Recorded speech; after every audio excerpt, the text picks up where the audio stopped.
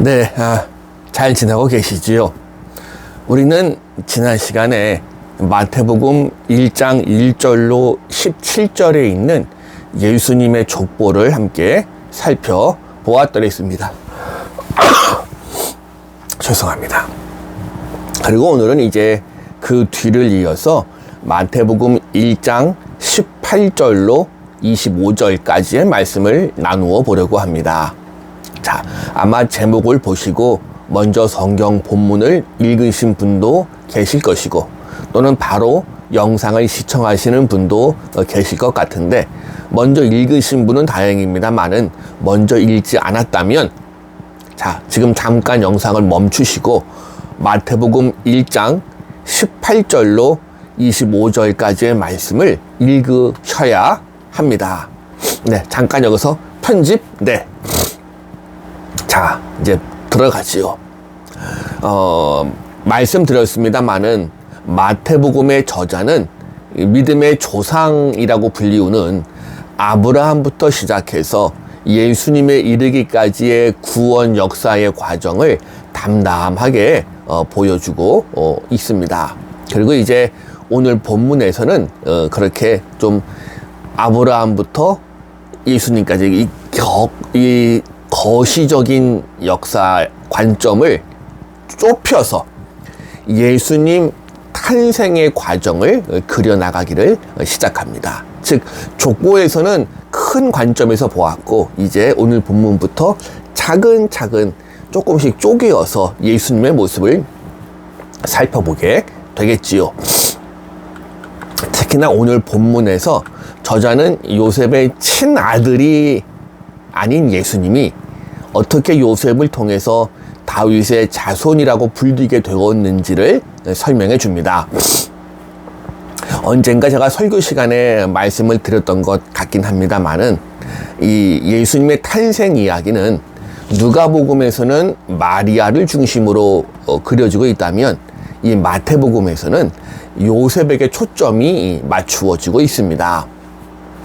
그도 그럴 것이 역시 몇 번 말씀드리는 것 같지만 마태복음은 기본적으로 유대인 중에서 예수님을 믿는 사람들을 위해 기록되어지다 보니 유대인의 관점 위주에서 기록될 수밖에는 없었겠지요. 자, 오늘 본문의 시작인 18절을 보시면 요셉과 약혼하고 동거하기 전에 이렇게 기록됩니다. 후대의 랍비 문서에 따르면 보통 12살 정도의 약혼이 이루어집니다. 그리고 그 후에 결혼이 이루어지려면 양가 간의 합의가 필요하지요.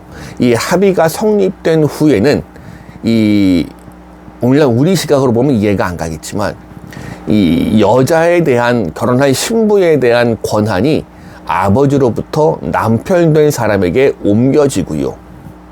그리고 약혼 단계에서는 아직 이 부부 관계가 허용되지 않습니다. 이것이 약혼 혹은 예전 성경엔 정혼 이 단계라고 보시면 되겠습니다. 그래서 저자는 이런 표현을 통해서 마리아가 아직 약혼 단계에 있었음을, 그러니까 흔히 말하는 대로 동정녀, 처녀였음을 보여주고 있는 거지요. 그리고 18절은 또 기록합니다. 성령으로 잉태된 것이 나타났더니. 그런데 여기에서 오해가 있으면 곤란합니다. 성령으로 잉태되었다는 것, 이것이 이른바 우리가 흔히 이야기하는 그리스 로마 신화에서 나오는 것처럼 제우스가 변신해서 또는 제우스가 다른 모습으로 신이 인간 여자를 범해서 아이를 가지게 만든다는 이른바 신인 결합이 아닌 겁니다. 성경에서 성령은 하나님의 창조의 영이지요. 따라서 예수님은 어떤 남성신이 한 여인을 겁탈해서 탄생한 존재가 아니라 성을 초월하시는 하나님의 창조의 능력이 탄생시킨 존재로 이해하는 것이 옳은 겁니다. 바로 이 부분을 제멋대로 해석하는 이단 교주들, 통일교의 문선명이라든지 JMS의 정명석이라든지 이런 교주들이 이른바 성령 충만하게 해주겠다 이 헛소리 해가면서 여자들을 그냥 말하기도 입이 더러워질 것 같습니다. 자, 그 외 19절을 보시면 그의 남편 요셉은 의로운 사람이라 그를 드러내지 아니하고 가만히 끊고자 하여. 여기에서 마태복음 저자는 의로운 사람, 의라는 단어를 쓰는데요. 이거 후대에 바울이 사용한 의라는 단어와는 표현과는 상당히 다릅니다. 바울은 하나님이 보시는 차원에서 의로움 혹은 칭의의 차원에서의 의를 이야기하는 건데요. 마태복음 오늘 본문에서는 이런 정도의 차원은 아니고 일상적이고 윤리적인 차원에서의 의로움을 이야기하는 겁니다. 특별히 마태복음의 저자는 여기에서 재미있는 게요. 단어 선택이 이렇습니다. 율법에 충실하다는 의미에서의 의가 아니라, 율법의 의가 아니라 인간적인 배려의 차원에서의 의를 이야기하는 디카이노슈네라는 단어를 쓰고 있습니다. 그도 그럴 것이 요셉의 율법의 의로움대로, 율법대로 행했다면 이 이야기의 결말은 아주 달라질 수밖에 없었을 겁니다. 당시의 율법 규정에 따르면 마리아의 임신 사실이 알려질 경우 그녀는 돌에 맞아 죽을 수밖에 없었거든요. 그래서일까요? 19절의 마지막은 드러내지 아니하고 가만히 끊고자 하여 라고 되어 있고요. 이어지는 20절의 시작은 이 일을 생각할 때에 라고 시작합니다. 여기서 20절 생각할 때의 생각, 여기에 사용된 헬라어도요, 엔투메오마이, 마음속 깊이 두고 생각하는 이런 모습을 이야기합니다. 즉 요셉은 지금 이 정혼녀의 임신이라는 충격적인 이야기를 알고 나서 이걸 떠벌리고 다니지 않고 마음속에 두고 심사, 숙고했음을 알 수 있습니다. 이렇게 어떻게 하는 것이 하나님 뜻에 합당한 것인가를 고민하고 생각했었겠지요. 이렇게 보면 요셉은 경건한 사람이긴 했습니다만은 이른바 머리가 굳어버린 교리주의자, 교조주의자는 아니었던 것으로 보여집니다. 교리주의자였으면 즉시 율법에 따라서 고발했겠지요. 그는 그러나 율법의 조문에 따라서 기계적으로 행동하지 않고 이 율법에 숨어있는 이 율법이 왜 만들어졌는지를 고민하는, 하나님의 뜻을 고민하고 물을 줄 아는, 생각하는 신앙인이었습니다. 다행히도 그때 주의 사자가 현몽하여 본문은 기록합니다. 생각해보면 재미있습니다. 이 마태복음에 있는 마태복음의 요셉의 이야기는 창세기의 요셉의 이야기와 많이 흡사합니다. 이름도 동일하지만 꿈을 통한 계시라는 것도 동일합니다. 신약과 구약의 요셉 두 사람 모두 의로운 사람이기도 했고 꿈의 사람이기도 했습니다. 그리고 20절에 천사가 요셉에게 뭐라고 부릅니까? 다윗의 자손 요셉아. 마태복음의 저자는 마태복음 제일 처음에 있는 족보에서도 요셉이 다윗의 자손임을 드러내었고요. 오늘 본문 20절에서도 다윗의 자손 요셉이라고 분명히 다시 한번 또 드러내고 있습니다.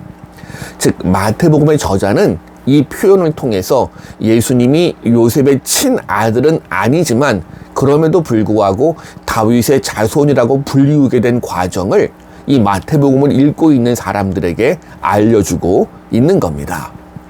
다윗의 자손 요셉이 예수님을 아들로 받아들임으로써 그분이 다윗의 혈통으로부터 나올 것으로 예언된 메시아였음을 또 보여주지요. 자, 그리고 21절을 보시면 이제 이름이 주어지고 있습니다. 아들을 낳으리니 이름을 예수라 하라. 그리고 그 뜻이 자기 백성을 그들의 죄에서 구원할 자이심이라 라고 설명도 해줍니다. 당시 예수라는 이름은 사실 유대인의 이름으로는 상당히 흔한 이름 중에 하나였습니다. 예수. 이건 우리가 발음을 예수로 발음하는 거고요. 사실 이 이름은 히브리어 예수아를 그리스어 헬라어로 음체해서 우리에게 넘어오면서 우리가 예수 이렇게 부르게 된 것뿐입니다. 근데 히브리어로 예수아라고 하면 왠지 이름이 좀 귀에 익숙하지 않으십니까? 네, 우리가 가진 구약 성경 여호수아라고 기록된 이름이 바로 그 이름입니다. 유대인들은 종종 또 조상들의 이름을 잘 받아서 본인이 쓰는 경우도 많았습니다. 그리고 이 여호수아, 예수아 이 이름은 구원하다, 구원 이런 히브리어와 어근이 같습니다. 그래서 21절에서 이어서 설명하는 것처럼 이제 태어날 아이는 구원자로서 보냄을 받았는데 어디로부터의 구원인가? 자, 죄로부터의 구원이라는 겁니다. 유대인들에게 있어서 이 죄의 문제는 인간과 하나님을 갈라놓는 최고의 문제였고요. 유대적인 배경에서 이 복음서를 기록하는 마태복음의 저자는 바로 이 문제를 중심으로 해서 부각시키고 있는 거지요. 그리고 이제 22절은 이 모든 일이 된 것은 주께서 선지자로 하신 말씀을 이루려 함이니라 기록하는데, 그래서일까요? 마태복음의 저자는 이 마태복음을 앞으로 쭉 함께 읽어가겠지만 구약 성경의 말씀을 종종 인용해서 기록합니다. 왜요? 그러면서 알려주는 겁니다. 구약 성경의 그 수많은 예언들이 결국 예수님을 통해 이루어졌음을, 예수님은 구약의 결실이고 완성임을 알게 해주는 거지요. 그리고 23절과 24절은 뭐 그냥 읽어보셔도 될 것 같고요. 25절의 표현이 상당히 재미있습니다. 아들을 낳기까지 동침하지 아니하더니 나음의 이름을 예수라 하니라. 자, 아무리 보아도 아들을 낳기까지 동침하지 아니하더니 나음의 이름을 예수라 하더라. 그런데 가톨릭 교회에서는 이 구절이 마리아의 영원한 처녀성을 의미한다고 보고 있습니다. 다시 말하면 요셉과 마리아가 결혼은 했지만 한 번도 부부관계를 가지지는 않았다는 뜻입니다. 그럼 예수님의 동생들은 뭡니까? 이건 마리아의 몸을 통해 난 자식들이 아니라 이복 동생들이라고 주장을 하지요. 그러나 이건 후대의 이른바 동정녀 마리아 교리를 가지고 성경 본문을 해석하는 잘못된 해석의 표본입니다. 이 25절, 심지어 원문으로 아무리 읽어봐도요, 그런 의미는 전혀 없습니다. 말 그대로 예수님을 낳기까지 동침하지 않았다는 표현밖에 없어요. 그리고 성경 어디에서도, 그리고 초대교회의 기록들 속에서도 예수님의 동생들이 이복 형제였다는 흔적은 찾아볼 수가 없습니다. 그리고 가톨릭의 주장대로면 요셉은 마리아 말고도 첩을 두었다는 이상한 결론을 내리게 되니, 그래요, 성경은 성경 그대로 해석하는 게 옳습니다.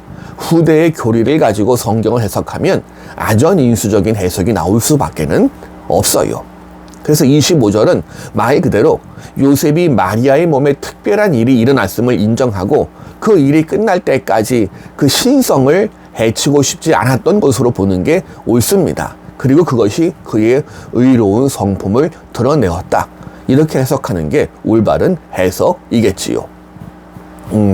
그리고 오늘날 우리들은 의라고 하면 옳고 그름을 따지고 밝혀진 사실에 따라 마땅한 대가를 치르게 하는 것, 이렇게 이해합니다. 그러나 마태는 요셉의 이야기를 통해서 진정으로 의로운 삶이 무엇인지를 보여줍니다. 그것은 주어진 상황에 대해서 진지하게 고민하고 법에 의존하는 것이 아니라 사람의 생명을 더 존중하고 하나님의 뜻에 따라서 자신의 행동을 조율하며 신성한 것은 신성하게 인정하는 그런 삶의 방식이 요셉의 이야기가 보여주는 의로운 삶이라고 하겠지요. 그래서 누가복음에서는 마리아가 참된 영성의 모델로 드러난다면 이 마태복음에서는 오히려 요셉이 참된 영성의 존재로 드러난다고 말해도 과언이 아닐 것 같습니다. 자, 그럼 오늘 우리는 이 요셉의 모습에 비추어서 우리는 의롭게 살고 있는지를 돌아보았으면 좋겠습니다. 단순히 옳고 그른 것을 따지는 게 아니고요, 생명을 더 중요하게 여기고 하나님의 뜻이 어디에 있는지를 고민하며 물어볼 줄 아는 저와 성도님들의 모습이 되었으면 정말로 좋겠습니다. 감사합니다. 오늘은 여기까지 하고 다음 시간에 뵙겠습니다. 감사합니다.